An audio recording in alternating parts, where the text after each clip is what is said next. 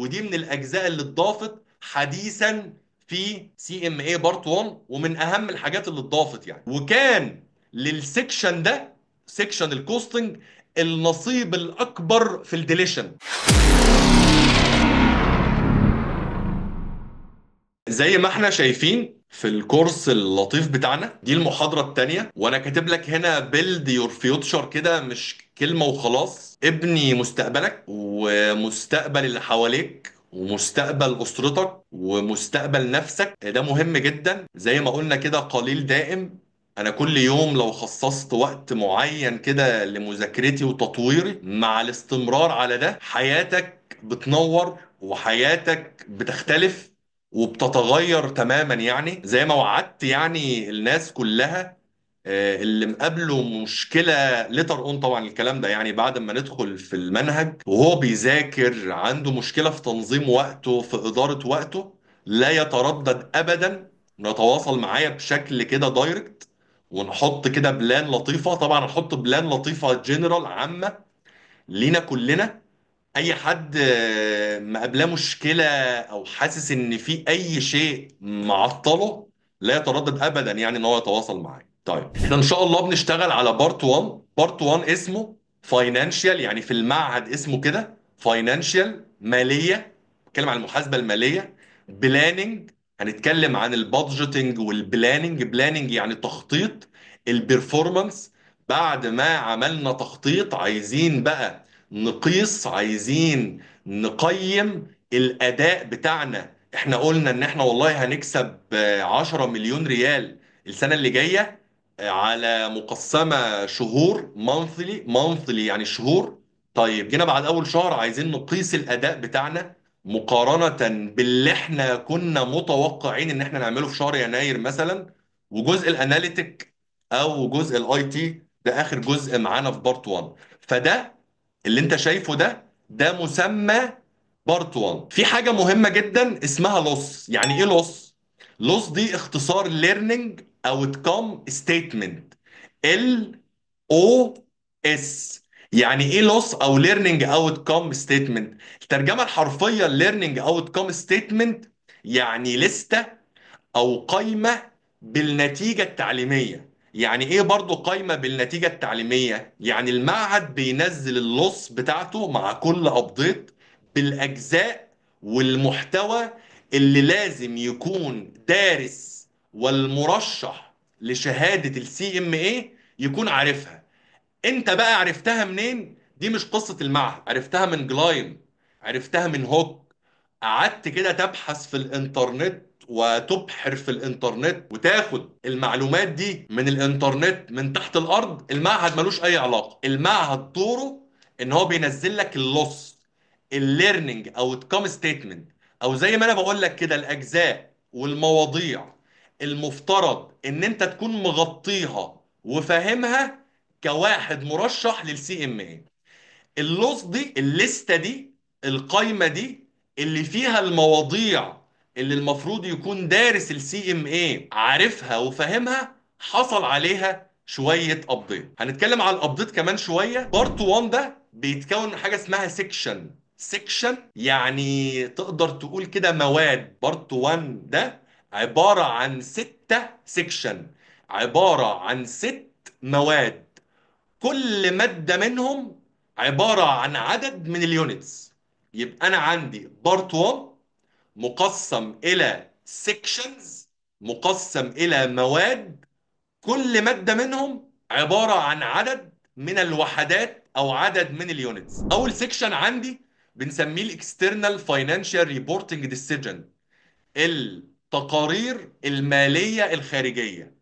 وطبعا ليتر اون هنتكلم عنه يعني ايه اكسترنال، لان التقارير اللي بتطلع دي بتكون بتستهدف المستخدم الخارجي. لان احنا في شهادة سي ام اي كلها بنتكلم عن الشركات الكوربريشن، مش شركات الاشخاص او الشركات التانية. احنا بنتكلم عن، او الشركات الفردية بنتكلم عن الكوربريشن او الشركات المتداول اسهمها في البورصه.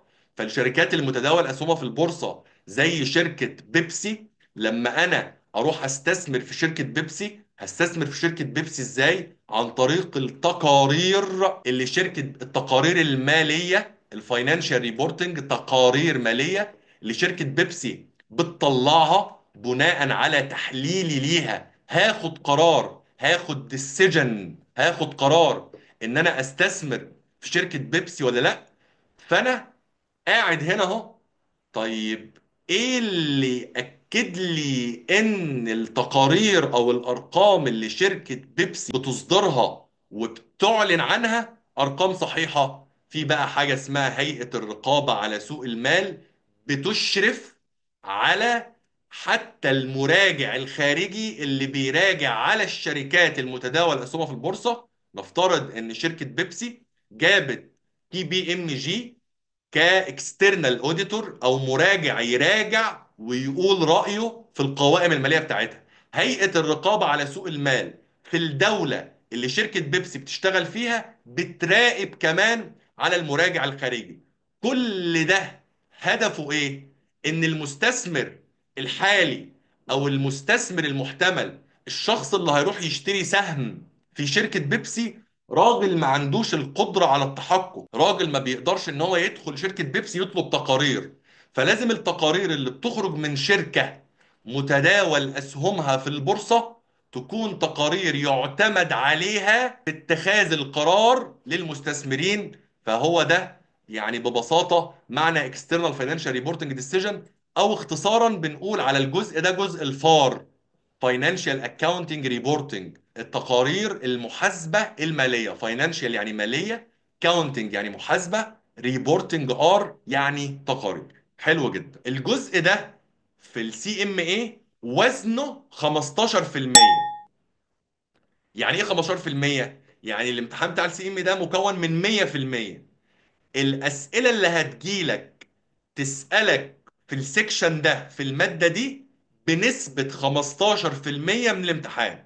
يعني امتحان سي ام ايه اللي حضرتك هتدخله بنسبة 15% هيسألك في الفار، في الاكسترنال فاينانشال ريبورتنج ديسيجنز. و15% انتبه، مش معناها 15 سؤال. ممكن يجي لك في الامتحان ام سي كيو، مالتيبل تشويس كويشنز، اسئله اختياريه. ممكن يجي لك 20 سؤال في الفار بس عليهم 15%. وممكن يجي لك 10 اسئله عليهم 15%. وممكن يجي لك 15 سؤال عليهم 15%. ف 15% لا تعني 15 سؤال، 15% تعني 15%. المادة دي أو الجزء ده عبارة عن 6 يونت. عبارة عن 6 يونت. الستة يونت دول كل يونت منهم عبارة عن سب يونت يعني حاجة سب تحت اليونت. احنا كل محاضرة ان شاء الله بناخد سب يونت.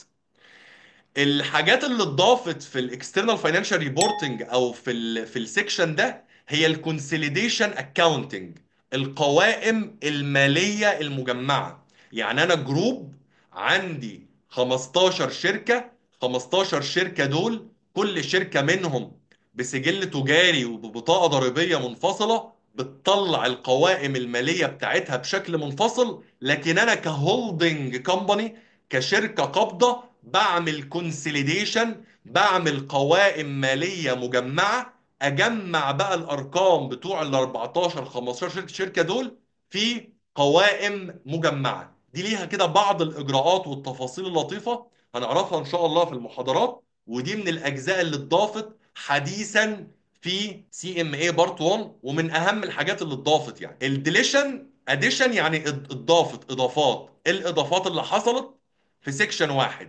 طب ايه الديليشن؟ ايه الحاجات اللي اتحذفت من سيكشن واحد؟ مفيش حاجه اتحذفت من سيكشن واحد. السيكشن الثاني هو الكوست مانجمنت، الاسم الدارج ليه بنقول عليه الكوستنج، التكاليف. الكوست مانجمنت اداره التكلفه. الكوست مانجمنت الويت بتاعه، الوزن بتاعه في الامتحان 15%. يعني الامتحان اللي هيجي لك ده هتكون نسبة 15% منه من الكوست. وعرفنا 15% مش معناها 15 سؤال. ممكن يكونوا ال 15% 15 سؤال، لكن مش شرط تكون ال 15% 15 سؤال. الكوست مانجمنت عبارة عن 5 يونت. الجزء اللي اتضاف فيه الكوست هو حاجة اسمها اوبريتنج كوستنج سيستم، واوبريتنج كوستنج سيستم ده جاست كونسبت يعني مفهوم، يعني حاجه كده بسيطه جدا. وكان للسكشن ده، سكشن الكوستنج، النصيب الاكبر في الديليشن. وفي حاجات في الديليشن هنشرحها، حاجات بسيطه جدا جدا يعني. حاجه اسمها الهاي لو ميثود، دي خلاص اتحذفت من الكوست مانجمنت او الكوستنج. لما يكون عندي تكلفه ميكسد، جزء منها متغير وجزء منها ثابت، جزء منها فاريبل متغير وجزء منها فيكسد ثابت، ازاي افصل التكلفه دي؟ دي كانت حاجه كده لطيفه اسمها هايلو ميثود، معادله كده وقانون عبيط جدا اتلغت من الكوست مانجمنت او من جزء الكوستنج. الثيوري اوف كونسترينت او ثروبوت كوستنج، ازاي ان انا يكون عندي مرحله من مراحل الانتاج خانقه او معطله العمليه الانتاجيه.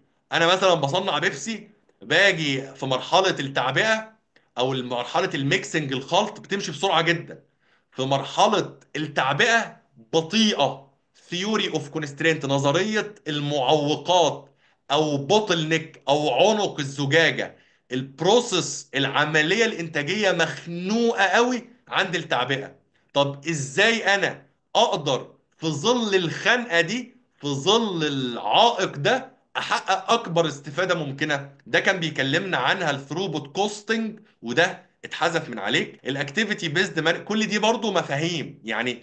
الثيوري اوف كونسترينت فيها كالكوليشن ولذيذه. الاكتيفيتي بيزد مانجمنت ده مفهوم برضو هنتكلم عنه، يعني ده ربع صفحه. الحاجه اللي كانت بقى دمها تقيل الافيشنت اكاونتنج بروسيسز، لانه ما كانش برضو جايبها بالديتيلز، دي برضو اتلغت من عندنا. الحاجات اللي ممكن بقى كانت بتاخد شوية وقت وبرضو ستيل يعني مش عارف ليه لغاها يعني، هي الكالكوليشن بتاعه البروسيس كوستنج. البروسيس كوستنج ده طبعا كل ده هنعرفه يعني في التكاليف.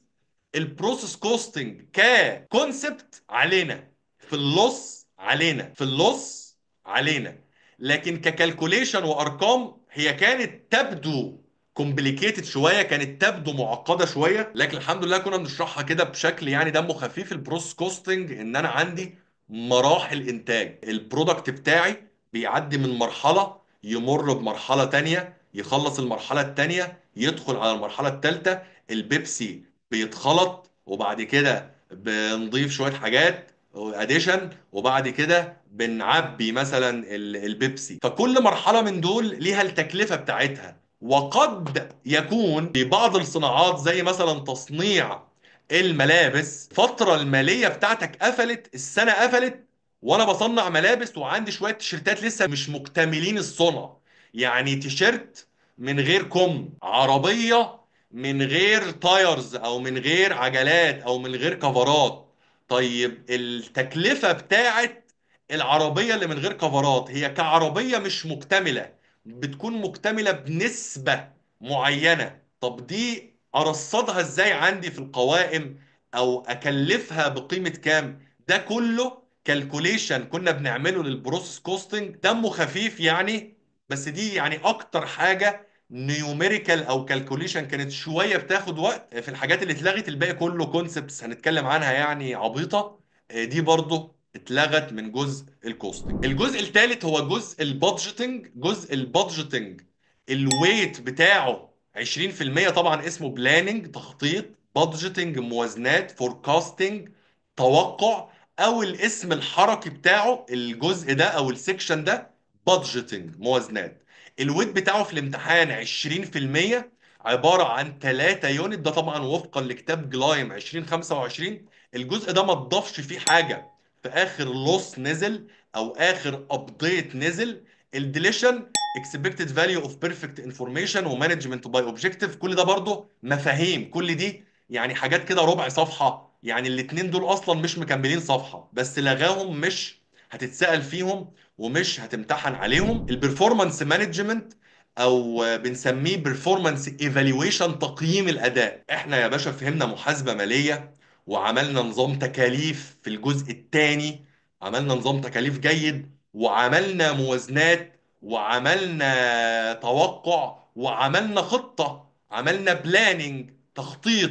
تعالى بقى نقيم أداء التخطيط، نشوفه عامل ازاي. من الأجزاء اللذيذة يعني جدا دي الويت بتاعها او وزنها في امتحان بارت 1 20% عباره عن 2 يونت، عباره عن وحدتين. وطبعا قلنا كل يونت عباره عن سب يونتس، كل محاضره هنشتغلها هنخلص سب يونت. حاجه لطيفه جدا اتضافت، اصلا كنت بشرحها يعني باي ذا واي، كنترولابل مارجن، ما كانش موجود في الكتاب. ده برضو مفهوم كده لطيف، الكنترولابل مارجن او هامش المساهمه القابل للسيطره. ولا عايزك تعرف اي حاجه غير المعاني، عايزك بس تعرف ان الكنترولابل مارجن، مارجن يعني هامش المساهمه، كنترول يعني كنترول، عارف تكنترول حاجه، تسيطر على حاجه، كنترولابل قابل للسيطره. الجزء ده البرفورمانس مانجمنت ما اتلغاش منه حاجه. الجزء الخامس الانترنال كنترول وزنه 15%، عباره عن 2 يونتس وفقا لكتاب جلايم 2025. اتضاف عليه كل دي برضو مفاهيم بسيطه يعني جدا. التستنج ميثود فور انترنال كنترول، الطرق اللي انا بتست بيها الانترنال كنترول،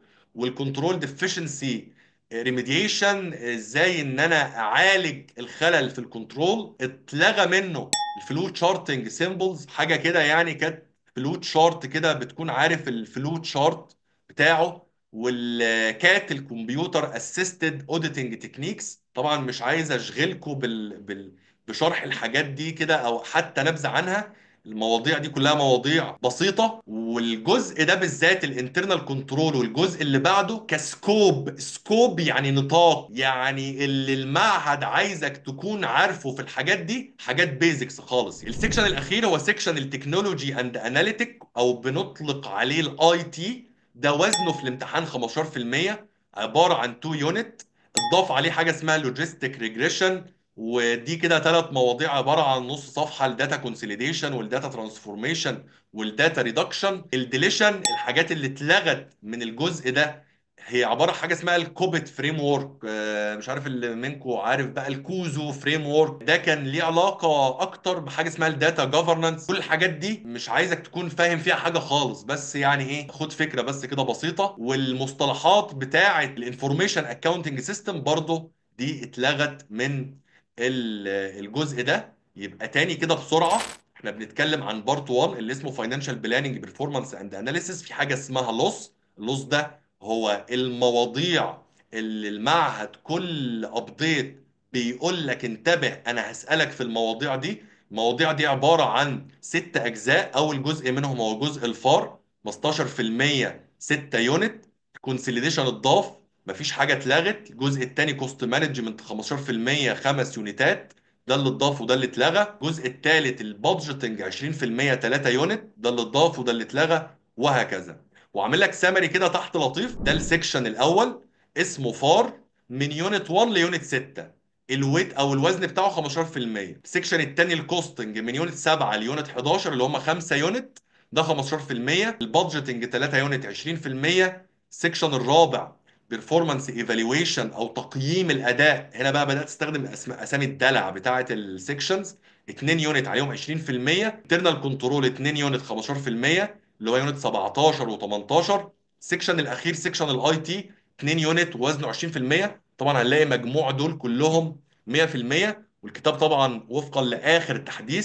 ده كده اللي انا عايزك تعرفه النهارده عن البارت 1، واللي عايزك تعرفه عن اللص، واللي عايزك تعرفه عن ايه الاجزاء اللي اتضافت واتلغت. بس كده ده اللي انا كنت عايز اعمله النهارده، ان انا اتعرف على باقي الناس والناس تتعرف على باقي الناس، واديكوا كده اسكان ومسحة سريعة عن محتوى الشهادة اللي احنا هنشتغله ان شاء الله رب العالمين. سعدت بيكوا جدا، موفقين، كل سنة وانتم طيبين.